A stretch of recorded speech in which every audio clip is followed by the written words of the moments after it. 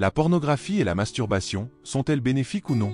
Dans cette vidéo, je vais tout vous expliquer sur la pornographie, la masturbation et la sexualité du point de vue de la neuroscience. Nous aborderons comment et pourquoi arrêter de consommer de la pornographie, si la masturbation est bénéfique ou non, et je partagerai mon expérience après des années sans pornographie. Alors, est-ce que ça en vaut la peine? Commençons la vidéo. D'abord, est-ce que la pornographie est vraiment nocive? Il y a toujours eu de la pornographie, comme les magazines Playboy, et personne n'en parlait. Quelle est la grande différence aujourd'hui? La neuroscience montre que la pornographie en ligne a 3 caractéristiques qui la rendent extrêmement addictive: nouveauté illimitée, accès facile et plaisir immédiat sans effort. Cela l'ancre profondément dans la région de formation des habitudes de notre cerveau, un phénomène appelé potentialisation à long terme. Imaginez votre cerveau comme un réseau de routes. Plus vous empruntez une route, ici l'acte de regarder de la pornographie, plus elle devient une autoroute, rendant son utilisation plus facile et évitant de prendre d'autres chemins. C'est pourquoi il est courant que les gens regardent de la pornographie sans même avoir de désir ou d'envie sexuelle. Quel est le premier problème ici? La dysfonction érectile atteint un niveau record chez les jeunes hommes, ce qui provoque des problèmes dans les relations, des dysfonctions sexuelles et toutes sortes de frustrations.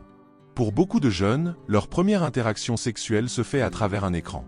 Ton cerveau ne sait pas que tu regardes de la pornographie, pour lui, c'est une interaction sexuelle comme une autre, mais sans toucher, sans odorat et sans personne réelle, juste un écran.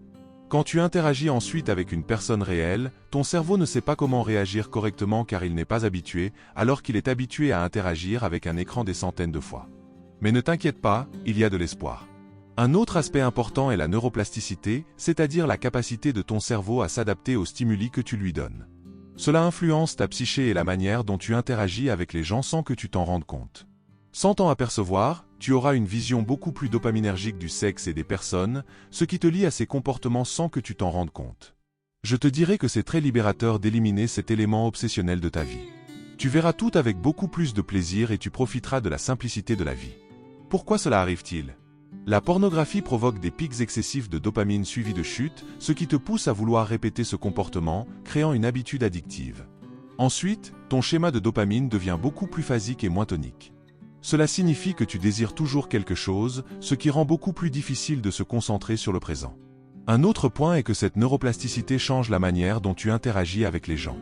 Ne te trompe pas, les gens le remarquent, et toi aussi.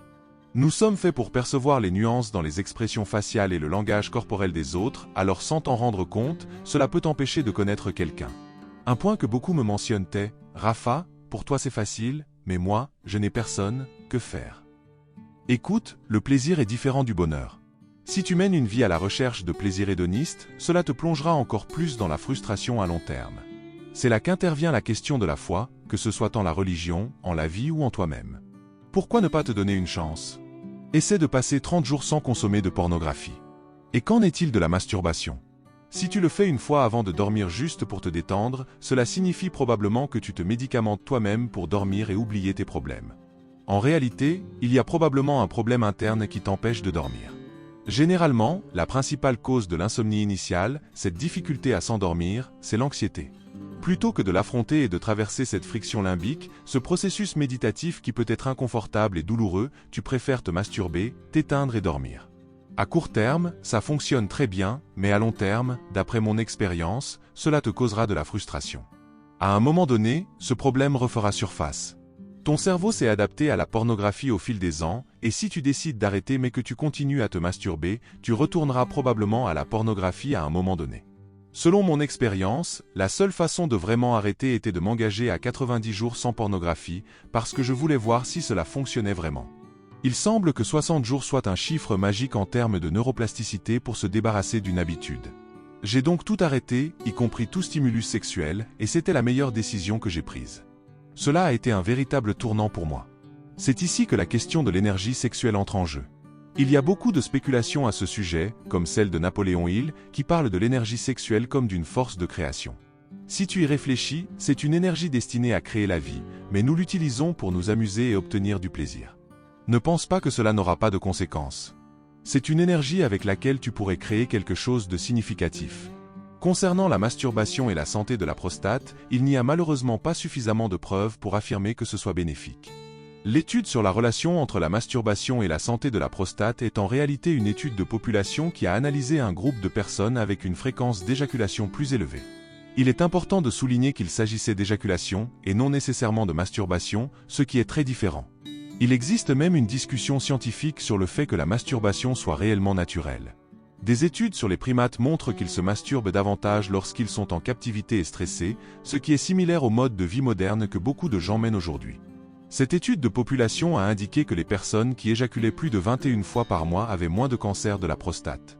Cependant, on ne peut pas conclure que l'éjaculation en elle-même était la cause de cette réduction.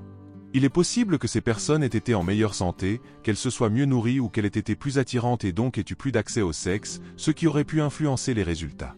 Ce n'est donc pas seulement l'éjaculation qui aurait pu réduire le risque de cancer de la prostate, mais une combinaison de plusieurs facteurs. Un autre aspect important de la masturbation avec la pornographie est la potentialisation à long terme que j'ai mentionné auparavant. Cela conduit les gens à regarder de la pornographie et à se masturber même sans désir sexuel, simplement par habitude et pour rechercher de la dopamine. Cela entraîne une fréquence de masturbation bien plus élevée que sans pornographie. Le problème de l'excès de masturbation réside dans ces pics excessifs de dopamine et l'acte d'éjaculer, qui provoquent une augmentation de la prolactine, une hormone qui antagonise la dopamine. En gros, cela conduit à une élévation chronique de la prolactine lorsque quelqu'un se masturbe tous les jours, parfois plusieurs fois par jour. Cette augmentation chronique de la prolactine peut nuire au tonus de la dopamine, diminuant ainsi la motivation pour les activités difficiles. Il est donc essentiel de comprendre que l'éjaculation excessive et la masturbation compulsive, surtout avec l'utilisation de la pornographie, peuvent avoir des effets négatifs à long terme sur la motivation et le bien-être général. De plus, il est important de se rappeler que ces comportements peuvent être liés à des problèmes plus profonds, comme l'anxiété et le stress, qui doivent être traités de manière appropriée. Faire une pause de la pornographie et de la masturbation peut être un pas positif vers la récupération de l'équilibre et de la santé mentale. Imagine simplement, si la pornographie n'existait pas, te masturberais-tu autant? Alors, comment arrêter? J'ai essayé pendant longtemps sans succès, mais c'est ici qu'intervient l'aspect spirituel. Je sais que ce sujet peut irriter certains, mais d'autres ont besoin d'entendre ce message car il peut être très utile. La neurobiologie de la spiritualité montre que cela peut être très bénéfique, surtout pour surmonter de grands défis. Je te préviens que ce sera l'une des choses les plus difficiles à abandonner. Des études comparent l'addiction à la pornographie au crack et à la cocaïne, car c'est un instinct reproductif très puissant. Le fait est que ton énergie sexuelle et créative est drainée sans que tu t'en rendes compte. Alors, comment arrêter? Comment résoudre ce problème? Tout d'abord, la neurobiologie de l'habitude suggère de rendre le début de l'habitude difficile tout en la remplaçant par une nouvelle. Il semble que le chiffre de 60 jours soit magique. Donc, au moins 60 jours sans rien, sans masturbation, sans pornographie, sans rien. Ce sont des années à renforcer une habitude, alors 60 jours, c'est même peu si tu y réfléchis bien. La clé est de remplacer l'ancienne habitude par une nouvelle. Pour y parvenir, tu peux suivre quelques étapes pratiques. Premièrement, identifie les moments et les situations où tu ressens la tentation de regarder de la pornographie ou de te masturber. Ensuite, essaie d'éviter ces déclencheurs ou change ta routine pour ne pas retomber dans le même schéma. Au lieu de céder à la tentation, essaie de faire quelque chose de différent. Lis un livre, fais de l'exercice, médite ou parle avec un ami. Il est essentiel de trouver des activités qui te passionnent et qui te gardent occupé. De plus, envisage de chercher du soutien auprès de personnes de confiance ou dans des groupes d'entraide qui comprennent ce que tu traverses. Parler de tes défis et partager tes expériences peut être très libérateur et t'aidera à te sentir moins seul dans ce processus. N'oublie pas que rompre avec une habitude aussi ancrée ne sera pas facile et nécessitera du temps et des efforts. Mais avec persévérance et un bon état d'esprit, tu pourras reprendre le contrôle de ta vie et de ton énergie créative. C'est ici qu'entre en jeu un concept que la neurobiologie met de plus en plus en lumière. Quelle est la solution au consumérisme chronique auquel nous faisons face aujourd'hui? La réponse est la contribution créative. Crée quelque chose, travaille sur quelque chose, que ce soit de la musique, jouer de la guitare, peindre, pratiquer un sport, tout ce qui implique de créer. Cet acte de créer et de s'engager te mettra dans un état de flux, rendant beaucoup plus facile de ne pas revenir à cette vieille habitude. C'est vraiment intéressant parce que tu commenceras à ressentir de nombreux bénéfices, surtout dans tes relations avec les gens, que ce soit avec des femmes, des hommes ou n'importe qui. Le fait est que tu ressentiras beaucoup moins de fixation sur le sexe, ce qui est très libérateur. Nous nous automédicamons notre frustration avec la pornographie. Sans la pornographie, nous n'aurions pas cet accès facile à l'éjaculation et à la masturbation pour nous anesthésier. Donc, la solution au consumérisme chronique est la contribution créative. Réfléchis à ce que tu veux faire, écris à ce sujet, pratique quelque chose de méditatif. Je pense qu'il est pratiquement impossible de le faire sans une pratique spirituelle ou méditative. Et quand je parle de spiritualité, tu n'as pas besoin d'avoir une religion. Tu peux simplement méditer, même si tu ne crois pas en Dieu, si tu es agnostique ou athée. Cependant, la religion peut le faciliter car elle te fournit une histoire et une narration qui peuvent rendre le processus plus simple. Donne-toi une chance, et un peu de foi en toi-même et en ton avenir. Expérimente cela et donne-toi l'opportunité de t'améliorer.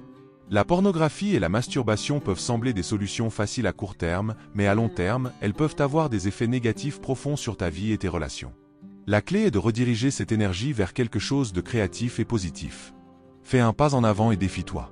Essaie de passer 60 jours sans pornographie et sans masturbation, et utilise ce temps pour découvrir de nouvelles passions et te connecter à la vie de manière plus profonde et significative. Crois en toi et en ta capacité de changer. Rappelle-toi, le premier pas est toujours le plus difficile, mais aussi le plus important. À la prochaine vidéo et bonne chance dans ton voyage vers une vie plus épanouie et équilibrée.